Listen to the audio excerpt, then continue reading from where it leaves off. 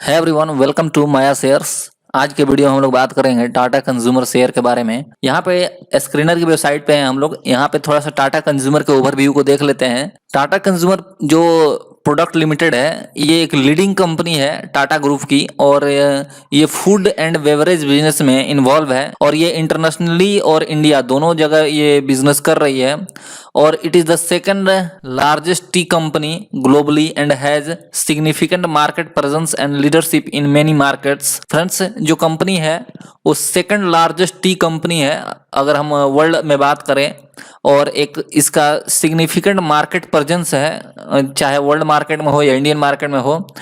In addition to South Asia, mainly India, it has presence in various other geographic including Canada, UK, North America, Australia, Europe. इन सारे जगहों पे friends company का business फैला हुआ है। तो यहाँ पे आपको दो पॉइंट क्लियर हो गए होंगे। पहला कि कंपनी जो है वो इंटरनेशनली भी काफ़ी अच्छी पहुंच बनाए हुए है, और दूसरी कि ये जो है टी ग्रुप की कंपनी है, यानी फूड एंड बेवरेज में इन्वॉल्व है। अब कुछ एक्विजिशन की बात कर लेते हैं कंपनी का। तो कंपनी ने एक्वायर्ड किया है the consumer product business of Tata chemicals.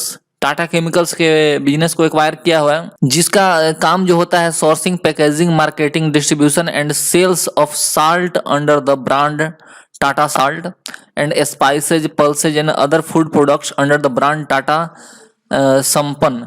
तो ये सारे चीज जो होता है वो जो इसने एक्वायर किया हुआ है केमिकल को, टाटा केमिकल्स, उसका वर्क होता है।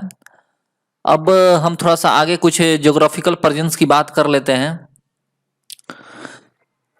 तो आप ज्योग्राफिकल प्रेजेंस में देख रहे हो कि the Indian food and beverage business accounts for about 62%। Friends, जो फूड एंड बेवरेज बिजनेस है उससे कंपनी का जो होता है वो 62% रिवेन्यू कंपनी लाती है। Branded business revenues of the company, the rest 38% revenues comes from business in geographics like Canada. Canada से 4% का रिवेन्यू है, यूएसए से 18% और यूके यूरोप से 14%। मिडिल ईस्ट से कंपनी का लेस देन 1% है, ऑस्ट्रेलिया से 2% के आसपास रिवेन्यू कम आता है कंपनी का। अब नेक्स्ट बात करते हैं ब्रांड वर्सेस नॉन ब्रांडेड। तो 90% ऑफ टोटल रिवेन्यू जो आता है कंपनी का वो branded food and beverage business से आता है, एंड जो 10% रिवेन्यू आता है वो नॉन ब्रांडेड बिजनेस से आता है कंपनी का। ब्रांडेड टी बिजनेस जो है वो कंपनी का 51% रिवेन्यू शेयर है, यानी कि टी बिजनेस से, जो ब्रांडेड टी बिजनेस है उससे कंपनी का 51% के आसपास रिवेन्यू आ रहा है। और अगर हम बात करें कि the company is the largest T company in the domestic market of India, Bharat में अगर बात करें तो सबसे बड़ी कंपनी है ये टी बिजनेस में, और सेकंड लार्जेस्ट है branded tea company in the world with the portfolio of a major brand such as Tata tea, Tetley acquired in 2000 में इसने टेटली को एक्वायर्ड किया, लेगर, Vitax, good earth and Teapigs, इन सारे चीज़ों को इसने एक्वायर किया हुआ है। और it manufactures a range of tea products such as black tea, speciality tea, cold infusion, green tea इत्यादि का यह प्रोडक्शन कर रही है कंपनी। तो एक देख रहे हैं कि एक मेजर पोर्टफोलियो है कंपनी के पास। और फूड बिजनेस से जो है वो फूड बिजनेस से कंपनी का जो होता है फ्रेंड्स वो 21% के आसपास रिवेन्यू आ रहा है फूड बिजनेस से, आपको यहाँ पे दिखाई दे रहा होगा। Company runs the food business in Indian where sell salts, deals, dals and pulses, besan, spice, poha. आप देख रहे होंगे फ्रेंड्स, मार्केट में आप जाते हैं तो टाटा कंपनी के बहुत सारी प्रोडक्ट अवेलेबल है। वो सारे प्रोडक्ट जो होते हैं फ्रेंड्स वो टाटा कंज्यूमर कंपनी ही डील कर रही है उन सारे प्रोडक्ट के साथ। ब्रांडेड कॉफी बिजनेस है कंपनी का, 11% रिवेन्यू वहां से आ रहा है। अब हम बात करें ये टाटा स्टारबक्स है। It is the joint venture between Tata consumer products and Starbucks corporation of America, wherein the company is working toward expanding the presence of Starbucks retail coffee store। तो स्टारबक के साथ टाटा कंज्यूमर का जो है फ्रेंड्स वो एक joint venture है Starbuck, और ये एक अमेरिकन कॉर्पोरेशन है। तो ये भी एक अच्छी बात है कंपनी के लिए। तो ये कंपनी का कुछ ओवरव्यू था। अब हम कुछ कंपनी के फाइनेंशियल को देख लेते हैं और फिर समझते हैं कि कंपनी में हमारे लिए अभी ओवर वैल्यूड है, अंडर वैल्यूड है या फेयर वैल्यूड है, तो इन सारे पॉइंट पे हम लोग थोड़ा डिस्कस कर लेते हैं। ओके फ्रेंड्स, तो आपको स्क्रीन पर टाटा कंज्यूमर दिखाई दे रहा होगा, ये टाटा कंज्यूमर है और आप देखेंगे कंपनी का जो मार्केट कैप है वो 66,398 करोड़ का है। करंट प्राइस जो है वो 720 के आसपास चल रहा है। अगर हम ईयरली हाई लो की बात करें तो कंपनी जो है 889 का हाई लगा चुकी है और 564 का फ्रेंड्स लो भी लगा चुका है। स्टॉक का पी जो है वो 80 के आसपास है, तो अभी तो ये ओवर वैल्यूड ही दिख रहा है, क्योंकि स्टॉक का पी जो होता है फ्रेंड्स जितना हाई हो उतना ही महंगा होता है, लेकिन हमेशा सही नहीं होता है। अगर कंपनी का ग्रोथ प्रोस्पेक्टिव अच्छा है तो ये पी का कोई मायने नहीं रखता है। बुक वैल्यू कंपनी का 158 है। डिविडेंड जो होता है वो बहुत ही कम है, 0.5% है और ROC 8.85, ROE जो है कंपनी का वो 6.13 है। ROE को भी देखना जरूरी है। ये ROC होता है रिटर्न ऑन कैपिटल एम्प्लॉयड होता है, जो कि 8.85% है। मतलब अगर आप कैपिटल जो भी लगाए हुए हैं उस पर कंपनी जो है 8.85% जो है वो रिटर्न दे रही है आपके कैपिटल जो भी लगे हुए हैं।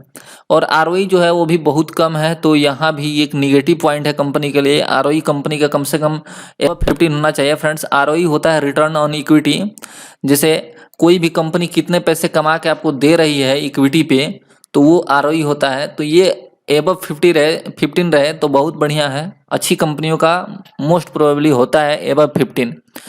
तो अभी जो है कंपनी काफ़ी दिनों से डाउन चल रही है, तो इसका रीज़न ये भी हो सकता है कि ROE इसका डाउन हो।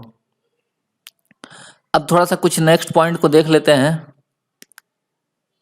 अब यहाँ पे आप प्राइस को देख रहे होंगे। प्राइस जो है वो एक अच्छा खासा हमें डाउनफॉल में दिखाई दे रहा है और यहाँ पे प्राइस में एक थोड़ा सा मूवमेंट आया हुआ है जो कि अप साइड निकलने की कोशिश कर रहा है। तो अगर यहाँ पे एक ब्रेकआउट देखने को मिलता है तो हमें एक अच्छे लेवल पे इसका टारगेट देखने को मिलेगा। अगर हम इसका पी रेशियो की बात करें तो पी रेशियो जो होता है फ्रेंड्स वो आप देख रहे होंगे 5 ईयर्स का है। ये मैं 3 ईयर्स इसको लगा देता हूँ। पी रेशियो में आप देख रहे होंगे कि पी रेशियो भी अपने हाई से काफ़ी अधिक डाउन आया हुआ है, जो कि आमतौर पे आता नहीं है। और पी रेशियो इसका भी काफ़ी ग्रोइंग हालात में रहा है। पी रेशियो इसका बढ़ता गया है, अभी इसमें डाउन आया हुआ है, तो ये मैक्स प्रोबेबिलिटी है। आप यहाँ भी देख रहे होंगे कि यहाँ भी डाउन आया, तो इसका ये मतलब नहीं होता है कि स्टॉक काफ़ी नीचे ही चला जाएगा। यहाँ पे डब्ल्यू जैसा पैटर्न बना और फिर अप साइड का मूवमेंट दे दिया है, फिर डाउन साइड आया, फिर अप साइड का मूवमेंट। तो एक मेजर रिट्रेसमेंट है, यहाँ से मोस्ट प्रोबेबल है कि स्टॉक जो है अप साइड का मूवमेंट देगा। अब हम थोड़ा सा कुछ प्रोज ऑन और कॉन्स की बात कर लेते हैं। यहाँ पे जैसा कि स्क्रीनर की वेबसाइट पे दिया गया है कि कंपनी ने अपने डेट को घटाया हुआ है। कंपनी जो है वो डेट को रिड्यूस कर रही है और company is almost debt free है। तो डेट फ्री अगर कंपनी है तो ये बहुत ही अच्छी साइन है। कंपनी जो है वो अच्छा प्रॉफिट ग्रोथ जो है वो दिखाई है और CAGR जो है कंपनी का एनुअल ग्रोथ रेट होता है, कंपाउंडेड ग्रोथ रेट। तो ये 5 ईयर्स का जो होता है वो अच्छा प्रॉफिट दिखा रही है। Company has been maintaining a healthy dividend pay out 45.45% जो है वो डिविडेंड है इसका। Debtor days have improved. Debtor days friends होता है कि कोई भी जो कंपनी देती है माल, उसका पैसा कंपनी के पास कितने दिन में आते हैं, ये डेटर डेज होता है। तो ये जो है वो 31 से लेकर के 23 कर दी है, तो ये बढ़िया है, कंपनी के पास पैसे जल्दी आ रहे हैं। कुछ कौन से इसके, जैसे स्टॉक जो है वो 4.53 टाइम्स अपने बुक वैल्यू का ट्रेड कर रहा है। बुक वैल्यू फ्रेंड्स होता है कि अगर कंपनी के पास जो भी एसेट्स है, जो भी लाइबिलिटीज है, तो एसेट में से लाइबिलिटीज को घटा देते हैं, तो जो वैल्यू बचेगा वो बुक वैल्यू होता है। यानी कंपनी का बुक के हिसाब से जो वैल्यू होता है वही कंपनी का बुक वैल्यू है। मार्केट वैल्यू जो होता है फ्रेंड्स वो कंपनी के बुक वैल्यू से ज़्यादा हो सकता है। तो आप यहाँ पे देख रहे होंगे कि 4.53% टाइम ये अपने बुक वैल्यू से ज़्यादा ट्रेड कर रहा है। मतलब अगर ये स्टॉक जो है वो 100 रुपये का इसका बुक में इसका वैल्यू है, तो ये 400 रुपये का है। तो इस तरह से ये बुक वैल्यू है। तो ये बुक वैल्यू जितना कम रहता है फ्रेंड्स अच्छा होता है। अगर किसी कंपनी का बुक वैल्यू 1 है तो मतलब है कि वो अपने बुक के हिसाब से जो वैल्यू है उसी पे ट्रेड कर रहा है, तो कंपनी फेयर वैल्यूड है। लेकिन जो एनालिस्ट है वो सोचते हैं कि 1 to 3 तक रहे तो वो बाई करने का रिकमेंडेशन लेते हैं। तो यहाँ पे ये एक थोड़ा सा कौन सा कंपनी है लो रिटर्न ऑन इक्विटी। यहाँ जैसे भी हमने बात किया ऊपर में कि रिटर्न ऑन इक्विटी कंपनी का जो है वो कम है, जो कि इतना कम नहीं होना चाहिए। कंपनी को एक अच्छा रिटर्न देना चाहिए इन्वेस्टर को कमा करके। तो ये एक इसका कॉन्स पॉइंट है जो कि मेजर है। हम पी रेशियो कुछ कंपेरिजन कर लेते हैं। टाटा कंज्यूमर जो है वो प्रोडक्ट का पी जो होता है 80 का है, तो नियरली सारी कंपनियों के पी से लगभग हाई है अगर हम बात करें गुडरिक ग्रुप के छोड़ करके।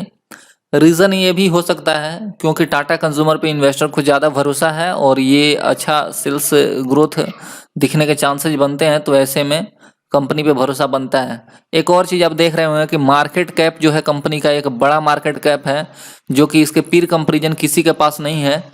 तो यहाँ पे टाटा कंज्यूमर के लिए एक बेहतर साइन है। मार्केट कैप जितना बड़ा होता है फ्रेंड्स, कंपनी उतनी ही स्टेबल होती है। तो ये एक अच्छी साइन है। आगे हम बात कर लेते हैं कुछ अगर प्रॉफिट लॉस की। तो हमने देखा नेट प्रॉफिट जो है कंपनी का, आप देख रहे होंगे कि नेट प्रॉफिट जो है वो फ्रेंड्स एक ग्रोइंग हालात में है। जैसे 390, यहाँ पे 254 थोड़ा सा डाउन है। उसके बाद से आप देख रहे होंगे यहाँ पे एक बार 1 सेकेंड, यस, हम लोग 3 साल का मैक्सिमम मिला लेते हैं। नेट प्रॉफिट अगर बात करें हम 2018 की तो 496 रहा है। उसके बाद 19 में थोड़ा सा डाउन गया 408। उसके बाद से आप देखेंगे तो लगातार बढ़ा हुआ है। ये 2021 में 857 का इसका एक अच्छा ग्रोथ हमें देखने को मिला। 857 जो कि पिछले वर्ष की तुलना में बहुत ही एक अच्छा ग्रोथ था। कंपाउंडेड सेल्स ग्रोथ की बात करें तो 10 साल में कंपनी का 7% का रहा है, 5 साल में 12% का। तो यहाँ पे आप आकर के पढ़ सकते हैं रिटर्न ऑन इक्विटी जो है फ्रेंड्स थोड़ा सा डाउन रहा है, हमेशा लगभग 6 के एवरेज में रहा है। स्टॉक प्राइस का जो CAGR है वो 19%, 38%। अलग अलग टाइम फ्रेम पर अलग अलग दिया हुआ है, आप इसको चेक कर सकते हैं। बैलेंस शीट जो कि कंपनी के एसेट और लाइबिलिटीज़ को बताता है।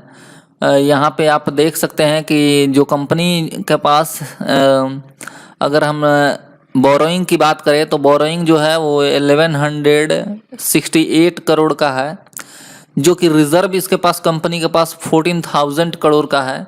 तो डेट की तुलना में रिजर्व बहुत ही ज़्यादा है। तो ये एक अच्छा साइन है और कंपनी जो है वो लगातार इसको कम भी कर रही है। जैसे कि 1600 के आसपास था इसके पास कर्ज, तो उसको घटा करके कंपनी ने कम कर दिया है। तो ये एक अच्छा साइन है कंपनी के लिए, अपने कर्ज को घटा रही है कंपनी। अब हम बात कर लेते हैं शेयर होल्डिंग पैटर्न की, क्योंकि फ्रेंड्स वीडियो बड़ी होते जा रही है। शेयर होल्डिंग पैटर्न में आप देखेंगे कि जो प्रोमोटर हैं कंपनी के, प्रोमोटर के पास जो है वो 34.45% पहले था, जो अभी थोड़ा सा इंक्रीज हुआ है। दिसंबर 2021 में 34.72% जो है इसके पास प्रोमोटर की होल्डिंग है।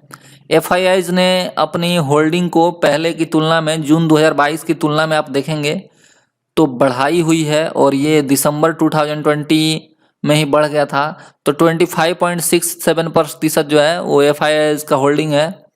13% के आसपास जो है वो DIIs है, और गवर्नमेंट का भी होल्डिंग है इसमें 0.01%। पब्लिक जो है वो 26% शेयर इसके रखे हुए हैं। तो यहाँ पे आप देखेंगे प्रोमोटर ग्रुप का होल्डिंग थोड़ा कम है, लेकिन बाकी सारे लोगों ने काफ़ी अधिक इन्वेस्ट किया हुआ है।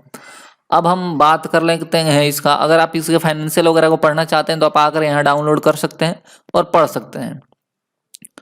अब थोड़ा सा हम फ्रेंड्स इसके टेक्निकल एनालिसिस को देखेंगे। इसके लिए आपको हमारे सर अमरेश सर आपको टेक्निकल एनालिसिस का एक्सप्लेन करेंगे।